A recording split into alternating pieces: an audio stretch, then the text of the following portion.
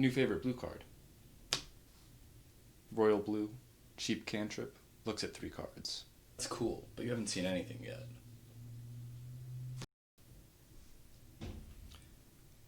Navy Blue, instant speed, draw as much as you like. Very nice. I can't believe he prefers that idiot's card. Now take a look at mine.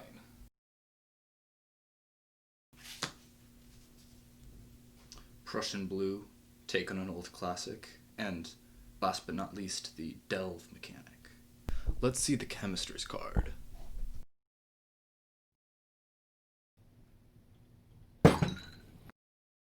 As the intro skit suggested, today we're going to be talking about Jolrael. Jolrael is, in my opinion, the bluest green card ever printed, and honestly, I kind of love her for it.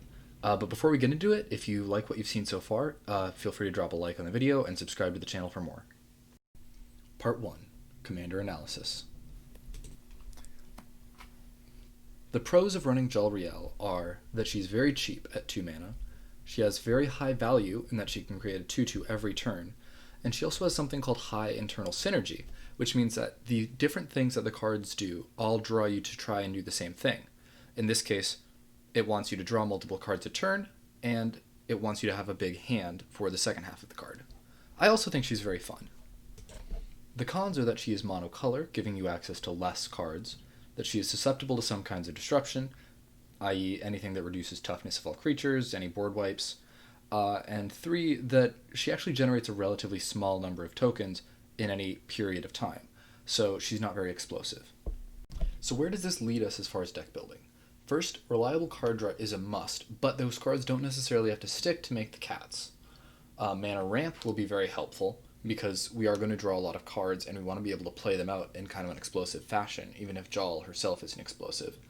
And obviously cycling is more viable than normal, so we're going to run a lot of cards with cycling. And finally, we are going to need mash, trample, / evasion, because she only makes 1 or 2 tokens at a time, so we do need a way to finish it off. Part 2. Top cards. First we have Dissenter's Deliverance, Barrier Breach, and Wilt. While these might look like regular enchantment artifact hate cards, I think that the added value that cycling plus Jolrael gives them means that you really should not build a Jolrael deck that doesn't include all 3 of these. Next we have Lifecrafter's Bestiary, Endless Atlas, and Smuggler's Copter. Lifecrafter's Bestiary is very good because it can be explosive if you chain creatures.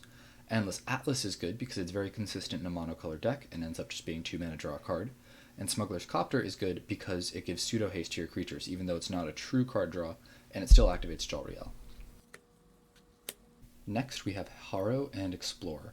Harrow and Explorer are both good for the same reason, that you can play them on turn 3 and then play a 2-drop afterwards. The build of this deck that I have has a lot of 2-drops, and so it's very useful to have that 2 mana left over on turn 3 so that you can ramp and play a spell. Next up are Once and Future and Idol of Oblivion. These are both powerful utility cards in this deck, as Idol of Oblivion lets you start building advantage because every second card you draw, you can now draw an additional 3rd card basically for free. And Once and Future is great because it's really good for a green deck to be able to get cards back from the graveyard, especially at instant speed, and especially being able to get usually 2 cards with Once and Future. Lastly, we have Thunderfoot Baloth, which is one of my favorite win conditions. It basically gives all your creatures 2/2/2+ and trample for free, and it's nice because it does stack with your activation, so this lets your creatures get up to be like 8/8s with trample.